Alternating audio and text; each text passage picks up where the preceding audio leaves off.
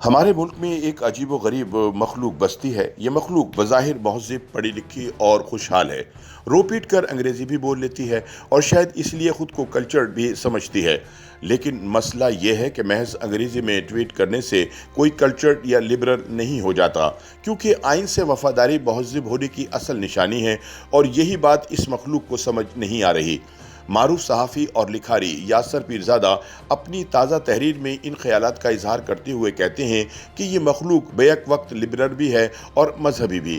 یہ music concert پر بھی شوق سے جاتی ہے اور دوسروں پر کفر کے فتوے لگانے سے بھی گریز نہیں کرتی۔ اس مخلوق کا ایک پیر امریکہ میں ہوتا ہے تو دوسرا استنبول میں۔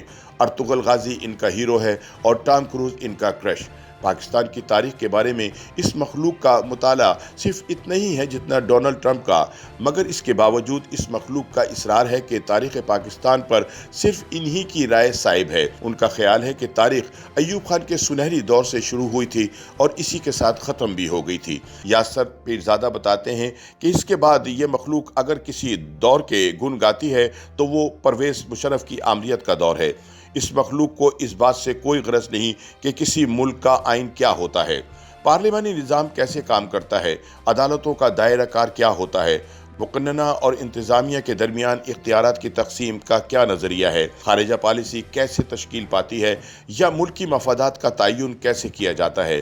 اس مخلوق کے خیال میں آئین کوئی ایسی ضروری دستاویز نہیں، آئین کے بغیر بھی ملک چلایا جا سکتا ہے، اور یہ خیال ان کے دماغ میں آمریت کے ادوار کی وجہ سے راسخ ہوا ہے، جب آئین معطل کر کے بھی ملک کا نظم و نسق چلانے کی کوشش کی جاتی رہی۔ ان کے بقول یہ مخلوق چونکہ فکر معاش سے بے نیاز ہے، اس لیے خود کو غریب غربا اور جاہل عوام سے افضل سمجھتی ہے۔ خود کو برتر سمجھنے کی ایک وجہ انگریزی بھی ہے۔ اس مخلوق کا خیال ہے کہ جو انگریزی نہیں بول سکتا وہ ڈنگر ہے۔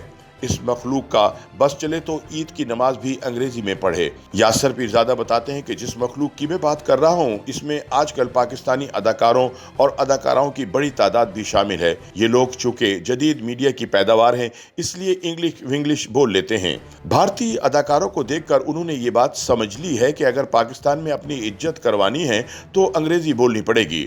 دوسری بات انہوں نے یہ سیکھی ہے کہ گاہے بگاہے ملکی معاملات پر بھی تبصرہ کرتے رہنا چاہیے، تاکہ لوگ آپ کو صرف اداکار نہیں بلکہ ایکٹیوسٹ سمجھیں، اور فی زمانہ ایکٹیوسٹ ہونا کافی پرکشش بات ہے۔ مسئلہ اس مخلوق کا یہ ہے کہ صرف ان معاملات پر بولتی ہے جن پر بولنے سے کسی کے مفاد پر کوئی زد نہیں پڑتی، کسی طاقتور کو للکارنا نہیں پڑتا اور کسی سرخ لکیر کو عبور نہیں کرنا پڑتا۔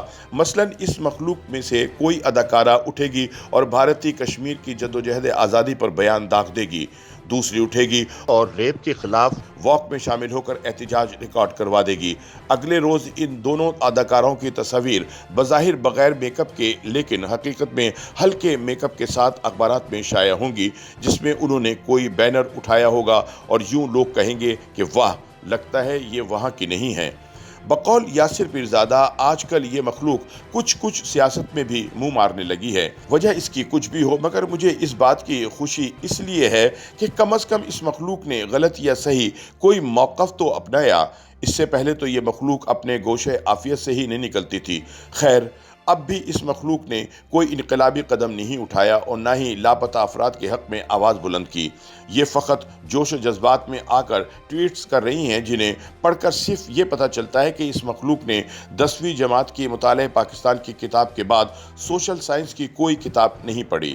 ان کا دماغ اسی کتاب میں بند ہے اور اب تک نہیں کھلا۔ انہیں کسی نے یہ بتایا ہی نہیں کہ ملک کا نظام آئین کے تحت کیسے چلایا جاتا ہے، اور اگر آئین کی خلاف ورزی ہو تو ملک کس طرح بحران کا شکار ہو جاتا ہے۔ اپنے موقف کے حق میں ان کے دلائل بالکل طالبانی نوعیت کے ہیں کہ اگر تم ہم سے متفق نہیں تو غدار ہو۔ اس مخلوق کی ذہنی تربیت ویسے تو بہت مشکل کام ہے، کیونکہ جیسے کہ میں نے بتایا کہ ان کا ذہن میٹرک کے مطالعہ پاکستان کی کتاب میں بند ہے، جسے کھولنا تقریباً ناممکنات میں سے ہے، مگر مایوسی کفر ہے، اور میں اللہ کی ذات سے ناامید نہیں۔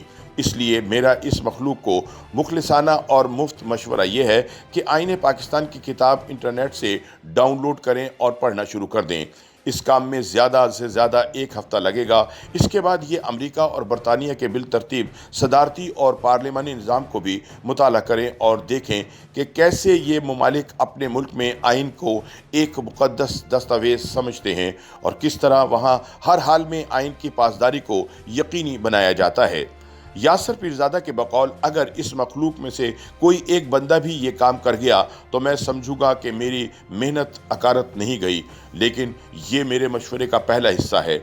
मशवरे का दूसरा हिस्सा हुकूमत के लिए है और वो ये है कि हमारे मुताले पाकिस्तान के निसाब में पार्लिमानी निज़ाम हुकूमत से मुतालिक अबवाब शामिल किए जाएँ और तुलबा को बताया जाए कि मुल्क में हुकूमत कैसे मुंतखब की जाती है, इंतखाबात कैसे करवाए जाते हैं, कामयाब जमहूरी पार्लिमानी निज़ाम कैसे होता है और इसे चलाने में सियासी जमातों और अवाम का किरदार क्या होता है, आइन की खिलाफ वर्जी का क्या मतलब होता है और महज़िब ममालिक में ये कितना संगीन जुर्म समझा जाता है। जब हमारे मुल्क के तुलबा को मुताले पाकिस्तान में तवातुर के साथ ये सब पढ़ा दिया जाएगा तो उस रोज़ इन्हें समझ आ जाएगी कि महज अंग्रेज़ी में ट्वीट करने से कोई कल्चर्ड या लिबरल नहीं हो जाता, बल्कि आइन से वफादारी महज़िब होने की असल निशानी है। YouTube पर गूगली न्यूज देखने के लिए youtube.com की सर्च बार में गूगली न्यूज टीवी टाइप करें। गूगली न्यूज के पेज पर सुर्ख रंग के सब्सक्रिप्शन वाले बटन पर क्लिक करना ना भूलिए। YouTube पेज पर अपलोड होने वाली वीडियो से बाखबर रहने के लिए बेल आइकन पर क्लिक कीजिए। आपको हर नई वीडियो के बारे में नोटिफिकेशन मौसूल हो जाएगा।